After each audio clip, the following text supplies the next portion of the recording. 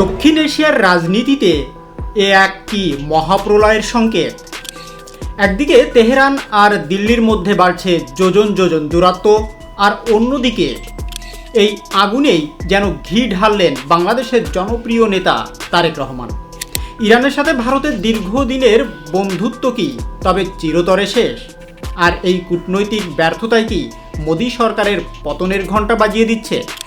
আজকের ভিডিওতে জানবেন এমন সব তথ্য যা মিডিয়ায় আপনি কখনোই শোনেননি। তাই শেষ পর্যন্ত ভিডিওটি দেখুন, কারণ শেষেই লুকিয়ে আছে আসল রহস্য।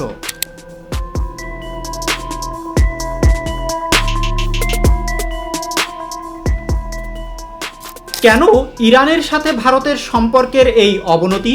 কেন তারেক রহমান হঠাৎ ভারতকে নিয়ে এমন হুঁশিয়ারি দিলেন? আর সত্যিই কি মোদী সরকারের দিন ফুরিয়ে আসছে? কূটনীতিতে কোনো কিছুই চিরস্থায়ী নয়, না শত্রুতা না বন্ধুত্ব। ভারত এ সময় ইরানের সবচেয়ে বড় বাণিজ্যিক অংশীদার ছিল।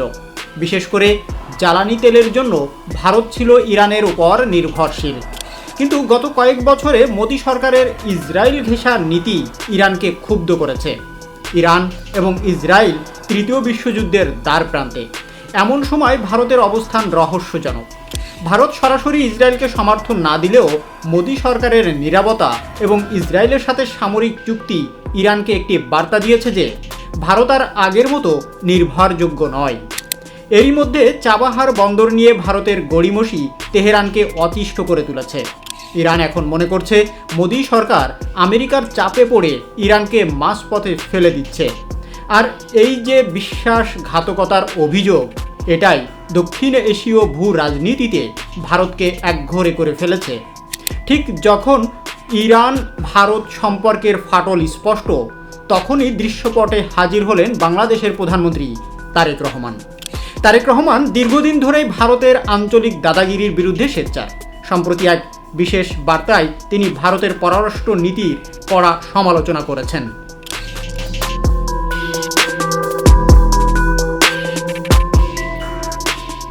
তারেক রহমান স্পষ্ট ইঙ্গিত দিয়েছে যে প্রতিবেশীদের অবজ্ঞা করে এবং সংকীর্ণ স্বার্থে অন্যদের ব্যবহার করে ভারত আজ নিজের বিপদ নিজেই ডেকে আনছে। তিনি ভারতকে হুঁশিয়ারি করে বলেছেন, ইরানের মতো শক্তিশালী বন্ধু হারানো ভারতের জন্য আত্মঘাতী হবে। তারেক রহমানের এই বক্তব্যকে বিশ্লেষকরা দেখছেন ভারতের ক্ষত স্থানে নুনের ছিটা দেওয়ার মতো। তারেক রহমান আরও বলেছেন, দক্ষিণ এশিয়ায় ভারতের একতরফা আধিপত্য আর চলবে না। বাংলাদেশের মানুষের জন আকাঙ্ক্ষাকে বৃদ্ধাঙ্গুলি দেখিয়ে ভারত যে ভুল করেছে, এখন ইরানের সাথে বেইমানি করে তারা সেই ভুলেরই পুনরাবৃত্তি করছে। এই বক্তব্যটি সামাজিক যোগাযোগ মাধ্যমে ভাইরাল হওয়ার পর ভারতের রাজনৈতিক মহলেও তোলপাড় শুরু হয়েছে। প্রশ্ন উঠেছে, মোদী সরকারের কি কপাল পুড়ল? ভারতের অভ্যন্তরেও কিন্তু বিরোধী জোট ইন্ডিয়া মোদীর পররাষ্ট্র নীতি নিয়ে প্রশ্ন তুলেছে। তারেক রহমানের হুঁশিয়ারি আর ইরানের বিরাগ ভাজন হওয়া, এই দুয়ে মিলে দিল্লির মসনদ কি নড়বড়ে হয়ে যাচ্ছে?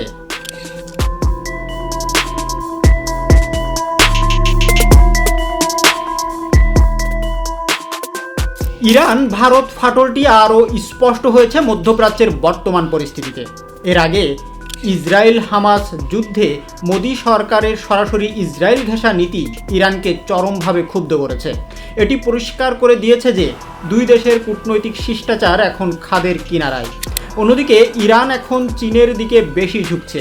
বেইজিংয়ের সাথে ইরানের 25 বছর মেয়াদী কৌশলগত চুক্তি ভারতকে দক্ষিণ এশিয়ায় একঘরে করে দেওয়ার আশঙ্কা তৈরি করেছে। এছাড়া রাশিয়া ও ইরানের ক্রমবর্ধমান ঘনিষ্ঠতাও ভারতের জন্য অস্বস্তির কারণ হয়ে দাঁড়িয়েছে। ভারত এখন একদিকে আমেরিকা ও ইসরায়েলের সাথে বন্ধুত্ব রক্ষা করছে, অন্যদিকে ইরানের মতো পুরনো বন্ধুকে হারাচ্ছে। বিশ্লেষকরা বলছেন, ভারত যদি তার কৌশলগত স্বায়ত্তশাসন বজায় রাখতে না পারে, তবে ভবিষ্যতে তেহরানের সাথে দিল্লির সম্পর্ক আরও শীতল হতে পারে। ভারতের কানেক্টিভিটি প্রজেক্টগুলো এখন হুমকির মুখে। যদি ইরান তার বন্দর থেকে ভারতকে সরিয়ে দেয়, তবে মধ্য এশিয়ায় ভারতের প্রবেশ অধিকার চিরতরে বন্ধ হয়ে যেতে পারে। সব মিলিয়ে ইরান ভারত সম্পর্কের বর্তমান চিত্রটি মোটেও সুখকর নয়। তেহরানের ক্ষোভ আর দিল্লির নীরবতা, এই দুইয়ে মিলে এশীয় এক নতুন মেরুকরণ তৈরি করছে। ভারত কি পারবে তার এই পুরনো বন্ধুত্বকে আবার পাশে পেতে, নাকি ইসরায়েল ও আমেরিকার বন্ধুত্ব রক্ষায় ইরানকে চিরতরে হারাবে?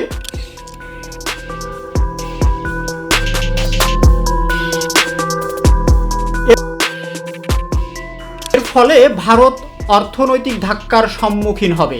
ইরান থেকে সস্তায় তেল পাওয়া বন্ধ হলে ভারতের বাজারে মুদ্রাস্ফীতি চরমে পৌঁছাবে। সাধারণ মানুষ এমনিতেই দ্রব্যমূল্যের ঊর্ধ্বগতিতে অতিষ্ঠ। মালদ্বীপ ইতোমধ্যে ভারতকে বিদায় করেছে। নেপাল ও ভুটানের সাথেও সম্পর্ক আগের মতো নেই। বাংলাদেশের ছাত্র জনতার বিপ্লবের পর ভারতের প্রভাব সেখানে তলানিতে। এখন ইরান যদি চীনের বলয়ে পুরোপুরি চলে যায়, তবে ভারত চারিদিক থেকে অবরুদ্ধ হয়ে পড়বে। আরএসএস এবং বিজেপি ভারতেও গুঞ্জন শুরু হয়েছে যে মোদির ব্যক্তিগত ইমেজের কূটনীতি ভারতের রাষ্ট্রীয় স্বার্থের ক্ষতি করছে। তারেক রহমান সম্ভবত এই দুর্বল জায়গাটি ধরতে পেরেছেন। তিনি জানেন ভারত এখন বহুমাত্রিক চাপে আছে, আর এই চাপই মোদি সরকারের পতনের অনুঘটক হিসাবে কাজ করতে পারে। এখন সবচেয়ে বড় প্রশ্ন, তারেক রহমানের এই হুঁশিয়ারি ভারতের উপর কতটা প্রভাব ফেলবে? আমরা দেখছি বাংলাদেশে ডক্টর ইউনূসের অন্তর্বর্তী সরকার আসার পর ভারতের সাথে সম্পর্কের এক নতুন মেরুকরণ শুরু হয়েছিল।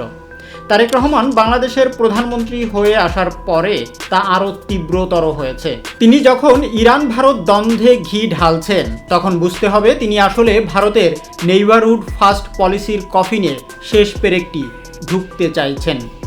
ইরান যদি ভারতকে তাদের চাবাহার প্রকল্প থেকে সরিয়ে দেয় এবং সেখানে চীন বা পাকিস্তানের এন্ট্রি ঘটে, তবে ভারতের জন্য তা হবে বিশাল নিরাপত্তা ঝুঁকি।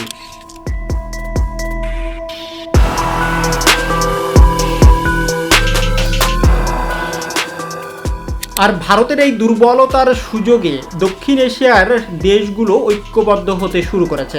তারেক রহমান সম্ভবত সেই নতুন অক্ষশক্তির দিকেই ইঙ্গিত দিচ্ছে, যেখানে ভারত আর একক মোড়ল থাকবে না। ইতিহাস সাক্ষী দেয়, অহংকার এবং প্রতিবেশীদের প্রতি অবজ্ঞা কোনো শক্তিশালী সাম্রাজ্যকেও টিকিয়ে রাখতে পারে না। মোদি সরকারের একের পর এক ভুল সিদ্ধান্ত ভারতকে আজ বন্ধুহীন করে তুলেছে। ইরানের সাথে এই দ্বন্দ্ব আর তারেক রহমানের এই সরাসরি হুঁশিয়ারি কি সত্যি ভারতের ক্ষমতার পট পরিবর্তন ঘটাবে? মোদি কি পারবেন এই বিপর্যয় সামলাতে, নাকি 2026 বা তার পরবর্তী সময়ে ভারতের রাজনীতিতে বড় কোনো ধস নামতে যাচ্ছে? আপনার কি মনে করেন, তারেক রহমানের এই বক্তব্য কি যুক্তিযুক্ত? ইরানের সাথে কি ভারত সত্যিই বেইমানি করছে? আপনার মতামত নিচেই কমেন্ট বক্সে অবশ্যই জানাবেন। আমাদের চ্যানেলটি সাবস্ক্রাইব করুন এবং এই ধরনের আরও গভীর বিশ্লেষণের জন্য আমাদের চ্যানেলটি সাবস্ক্রাইব করে বেল আইকনটি প্রেস করতে ভুলবেন না। খুব শীঘ্রই দেখা হবে আপডেটেড কোনো বিষয় নিয়ে। ধন্যবাদ।